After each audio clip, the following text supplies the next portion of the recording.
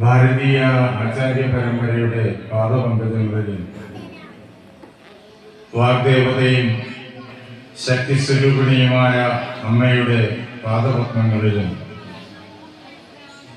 എൻ്റെ ഗുരുനാഥനായ ജഗദ്ഗുരു സ്വാമി സത്യാനന്ദ സരസ്വതി തൃപാദങ്ങളിലും എൻ്റെ പരമഗുരുവായ ബ്രഹ്മശ്രീ നീലകണ്ഠ ഗുരുപാദരുടെ പാദപങ്കജങ്ങളിലും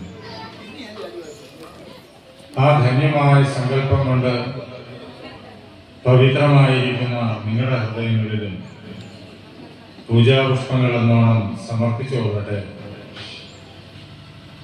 ചെറുകോട് ശ്രീ ആഞ്ജനേയാശ്രമത്തിൽ ശ്രീരാമായണ നവാഹയജ്ഞം ഇന്ന് 7ാം ദിവസത്തിലേക്ക് കടന്ന് മധ്യാഹ്നം വരെയുള്ള പാരായണം പൂർത്തിയാക്കി.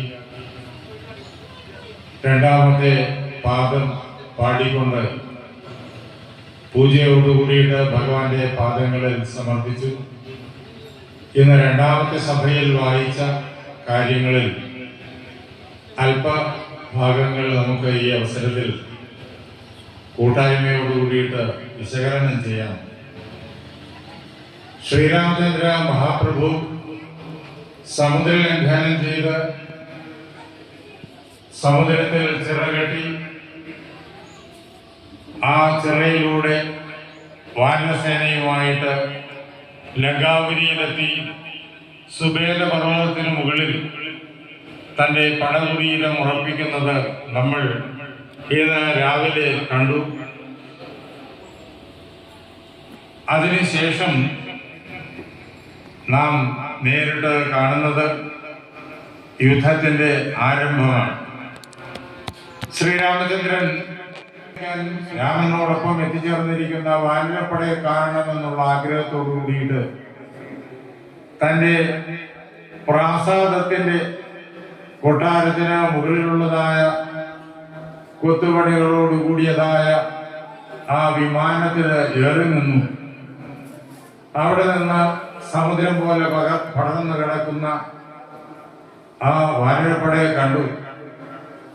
അത് കണ്ടപ്പോഴേക്കും രാവണന് വളരെയേറെ സന്തോഷമായി. രാവണൻ വലിയ യുദ്ധവീരനാണ്. വീരന്മാർക്ക് എതിരാളികളായിരുന്നാൽ പോലും ബലശാലികളായ വീരന്മാർ അണിനിരക്കുന്നത് കാണുമ്പോഴേക്കും വളരെയേറെ സന്തോഷമുണ്ടാകും. രാവണന് സന്തോഷമുണ്ടായി ഈ വാനരപ്പടയെ കണ്ടപ്പോൾ. അവരോട് ബഹുമാനവും ഉണ്ടായി. അങ്ങനെ അവിടെ നിന്ന് അത് കണ്ട് സന്തോഷിക്കുമ്പോഴേക്കും ശ്രീരാമചന്ദ്ര മഹാപ്രഭു രാവണനെ കണ്ടു. സുബേലപർവ്വതത്തിൽ നിന്നുകൊണ്ട് രാവണനെ കണ്ട് കോപിച്ച് രാഘവദേവനും സൗമിത്രിയോട് വിൽവാങ്ങിനാണ്. ശ്രീരാമചന്ദ്രന് രാവണനെ കണ്ട മാത്രയിലെ കോപമുണ്ടായി. അദ്ദേഹം ലക്ഷ്മണന്റെ കയ്യിൽ നിന്നിട്ട് വില്ല് വാങ്ങി. എന്നിട്ട് ആ വില്ല് കുലച്ചിട്ട് വളരെ വേഗത്തില് രാവണന്റെ നേരെ അമ്പുകൾ പൊഴിഞ്ഞു. രാവണന്റെ 10 കിരീടങ്ങളും ശ്രീരാമചന്ദ്രനെ ചെയ്ത അമ്പുകൾ കൊണ്ട് നിലത്തേക്ക് വീണു.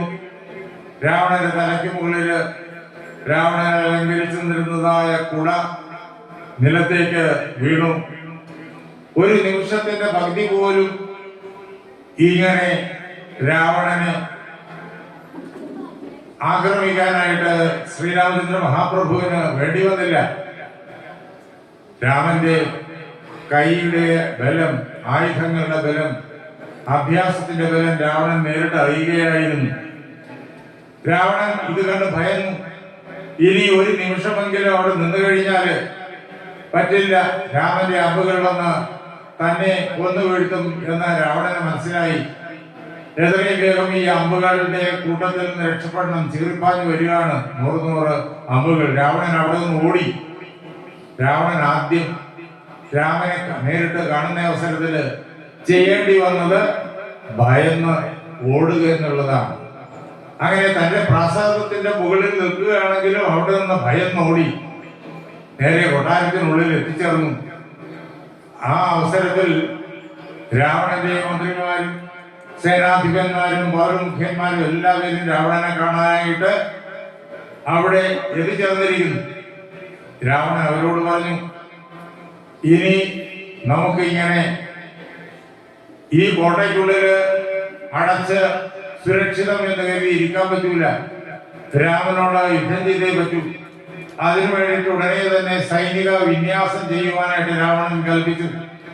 രാവണന്റെ കൽപ്പനയനുസരിച്ചിട്ട് രാവണന്റെ ആ കോട്ടയുടെ 4 ദിക്കുകളിലുമായിട്ട് 4 കോട്ടവാതിലുകളിലുമായിട്ട് രാവണന്റെ ധീരന്മാരായിട്ടുള്ള പോരാളികൾ അണിനിരക്കുകയാണ്. ധീരന്മാരായിട്ടുള്ള രാവണന്റെ സൈനിക നേതാക്കന്മാർ അണിനിരക്കുകയാണ്. വജ്രഹസ്താശയിൽ പുക്കാൻ പ്രഹസ്തനും, രാവണന്റെ അമ്മാവനാണ് പ്രഹസ്തൻ. രാവണന്റെ സർവ്വസൈന്യാധിപനുമാണ് പ്രഹസ്തൻ. അദ്ദേഹം വലിയ സൈന്യത്തോടൊപ്പം സർവ്വ ആയുധ സന്നാഹങ്ങളോടുകൂടിയ സൈന്യത്തോടൊപ്പം വജ്രഹസ്താശയിൽ കിഴക്കേ ദിക്കിലുള്ളതായ ഗോപുരത്തിലും കോട്ട കുത്തലങ്ങളിലും ഒക്കെയായിട്ട് രാമന്റെ സൈന്യം ഏത് പ്രകാരത്തിൽ ആക്രമിച്ചാലും അതിനെയെല്ലാം എതിർത്ത് തോൽപ്പിക്കാൻ പാകത്തിന് അതിനുള്ളതായ ആത്മവിശ്വാസത്തോടുകൂടി അണിനിരന്നു. രാവണന്റെ ആജ്ഞയനുസരിച്ചിട്ടാണ് പ്രഹസ്തൻ അവിടെ വന്ന് നിൽക്കുന്നത്. ഓരോരോ വീരനും ഏത് ദിശയിൽ നിൽക്കണം, എങ്ങനെ അണിനിരക്കണം, ഇതിൻ്റെതായ തന്ത്രം മെനയുന്ന രാവണനാണ്. 1000 യുദ്ധങ്ങൾ നടത്തി ദേവലോകത്തെയും പലപാട് കീഴ്പ്പെടുത്തി.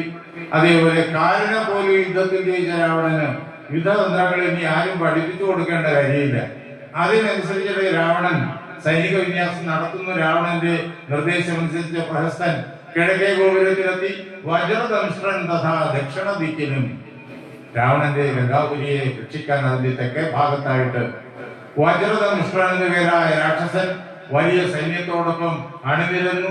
ദുഷ്യവനാരിയ മേഘനാഥൻ തഥാ പശ്ചിമ ഗോപുരദ്വാരി ബുക്കീടിന, ഇന്ദ്രന്റെ ശത്രുവായിരിക്കുന്ന മേഘനാഥൻ ഇന്ദ്രനെ യുദ്ധത്തിൽ തോൽപ്പിച്ച് പിടിച്ചുകെട്ടി ലങ്കയിൽ കൊണ്ടുവന്ന കാരാഗ്രഹത്തിൽ ബന്ധിച്ചതുകൊണ്ട് ഇന്ദ്രജിത്ത് എന്ന ലോകത്തിൽ പ്രശസ്തി നേടിയ മേഘനാഥൻ, മേഘത്തിന്റെ ശബ്ദം പോലുള്ള ശബ്ദത്തോടു കൂടിയവൻ, ജനിച്ച മാത്രയിൽ മേഘത്തിന്റെ ഇടിമുഴക്കം പോലെ ശബ്ദിച്ചു. അത് കേട്ട് ലോകം മുഴുവൻ പേടിച്ചു പോയി. അതുകൊണ്ടാണ് മേഘനാഥൻ എന്ന പേര് അദ്ദേഹത്തിന് പതിഞ്ഞത്. അയാള് പടിഞ്ഞാറേ ഗോപുര വാതിലിന്റെ മുകളില് ആ ഗോപുരത്തെ രക്ഷിക്കാൻ വേണ്ടി വലിയ സൈന്യത്തോടൊപ്പം അവിടെ എത്തി വ്യൂഹം രചിച്ച് ആക്രമിക്കുന്ന വാനരപ്പടയെ കാത്തുനിന്നു. എന്നിട്ട് രാവണൻ തന്നെ നേരിട്ട് യുദ്ധത്തിന് പുറപ്പെടുകയാണ്. എവിടെ? വടക്കേ ഗോപുരത്തിൽ കൂടി മിത്രവർഗാമാത്യ ഭൃത്യജനത്തോടും ഉത്തരദ്വാരി ബുക്കാൻ ദശപത്രനും, 10 മുഖങ്ങളുള്ളവനായ രാവണൻ. എന്നാൽ ഈ 10 മുഖങ്ങള്, ഈ 10 മുഖങ്ങൾ രാവണന്റെ സ്വഭാവത്തെ നമുക്ക് കാണിച്ചു തരുന്നു. നമുക്ക് 10 ഇന്ദ്രിയങ്ങളുണ്ട്. 5 ജ്ഞാനേന്ദ്രിയങ്ങളും 5 കർമ്മേന്ദ്രിയങ്ങളും. കണ്ണ്, മൂക്ക്, നാക്ക്, തൊക്ക്, ചെവി എന്നുള്ളതാണ് 5 ജ്ഞാനേന്ദ്രിയങ്ങൾ. കർമ്മേന്ദ്രിയങ്ങളോ വാക്ക്, പാണി, പാദം, ഉപസ്ഥം, പായു, ഇതാണ് കർമ്മേന്ദ്രിയങ്ങൾ. ഈ 10 ഇന്ദ്രിയങ്ങളും ആരാണോ ഈ ലോകത്ത് മുഴുവൻ കാണാനും ലോകത്തെ മുഴുവൻ മനസ്സിലാക്കാനും ലോകത്തിലുള്ള സുന്ദരമായിട്ടുള്ള വസ്തുക്കളെ എല്ലാം തിരിച്ചറിഞ്ഞിട്ട് അതിന്റെ യഥാർത്ഥ ഉടമകളിൽ നിന്നിട്ട് പിടിച്ചെടുക്കാനും പുറപ്പെടുന്നത് അവനാണ് ദശമുഖൻ. ഇതാണ് രാവണന്റെ 10 മുഖങ്ങൾ. ഓരോ ഇന്ദ്രിയവും ഓരോ മുഖമാണ്.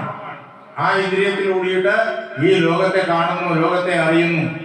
എന്നിട്ട് ആ ഇന്ദ്രിയം കാണിച്ചു കൊടുക്കുന്ന വിലപ്പെട്ട പദാർത്ഥങ്ങളിലേക്ക് രാവണന്റെ മനസ്സോടിച്ചെല്ലുന്നു. മനസ്സോടിച്ചെല്ലുന്നതിനനുസരിച്ചിട്ട് രാവണൻ തന്റെ സൈന്യത്തോടൊപ്പം, സൈനിക സന്നാഹത്തോടൊപ്പം ആ ദിക്കുകളിലെല്ലാം എത്തിച്ചേർന്നിട്ട് അതെല്ലാം കീഴ്പ്പെടുത്തുന്നു. അതെല്ലാം തനിക്ക് വേണം. ഈ ലോകത്തിൽ എന്തൊക്കെയുണ്ടോ വിലപ്പെട്ടതായിട്ട് അതെല്ലാം തനിക്ക് വേണം. ഇതാണ് രാവണന്റെ മനസ്സ്. അങ്ങനെ 10 ഇന്ദ്രിയങ്ങളിലൂടെ ലോകം മുഴുവൻ വ്യാപിച്ച് ലോകത്തെ മുഴുവൻ കീഴ്പ്പെടുത്തി മൊത്തം തന്റേതാക്കി മാറ്റുവാൻ എല്ലാം കൊള്ളയിട്ട് ലങ്കയിലേക്ക് കൊണ്ടുവരുന്നു. സകല ലോകങ്ങളെയും കൊള്ളയിടുന്നു. ലങ്കയിലേക്ക് കൊണ്ടുവന്നിട്ട് ലങ്കയെ സമൃദ്ധമാക്കുക. എന്തിനു വേണ്ടി? ലങ്കയിലെ അധിപനായിരിക്കുന്ന തന്റെ സുഖത്തിന് വേണ്ടി. തന്റെ പ്രാഗൽഭ്യത്തെ ലോകം മുഴുവൻ സ്ഥാപിച്ചെടുക്കണം. ത്രിലോക ചക്രവർത്തിയാണ് താനെന്ന് ലോകത്തെ കൊണ്ട് നശിപ്പിക്കണം അതിനു വേണ്ടിയിട്ട്. അങ്ങനെ ആരാണോ പ്രവർത്തിക്കുന്നത് അവരാണ് ദശമുഖൻ. ഇതാണ് ദശമുഖൻ രാവണൻ. 10 മുഖമുള്ളത്. 10 മുഖമെന്നും 10 തലയെന്നും പറഞ്ഞിരിക്കുന്ന ആലങ്കാരികമാണ്. ഈ 10 തലകളുമുണ്ട്. ഭൗതിക രീതിയിൽ രാവണൻ നമ്മെപ്പോലെ ഒറ്റ തലയും. പക്ഷേ ഈ 10 ഇന്ദ്രിയങ്ങളെയും ലോകത്തെ കീഴ്പ്പെടുത്തുവാനുള്ള ഉപകരണമായി അത്യാഗ്രഹത്തോടെ ഉപയോഗിക്കുന്നവരാണ് രാവണൻ. അതുകൊണ്ട് ദശമുഖൻ, 10 ശിരസ്സുകൾ ഉള്ളവൻ എന്ന് രാവണന് പേര്. നമ്മുടെ എല്ലാ ഉള്ളില് ഒരു കൊച്ചു ദശമുഖൻ, മറ്റൊരു വലിയ ദശമുഖൻ, ലോകത്തെ മുഴുവൻ കീഴ്പ്പെടുത്തുവാൻ ശേഷിയുള്ള ദശമുഖൻ. ഇത് കൊച്ചു ദശമുഖൻ. അങ്ങനെയുള്ള കൊച്ചു ദശമുഖന്മാരെ ഹൃദയത്തിൽ കൊണ്ടു നടക്കുന്ന മനുഷ്യരെന്ത് ചെയ്യും? ലോകത്തെ ഉപദ്രവിക്കാനായിട്ട് ചാടിപ്പുറപ്പെട്ടു. അലക്സാണ്ടർ ചാടിപ്പുറപ്പെട്ടു.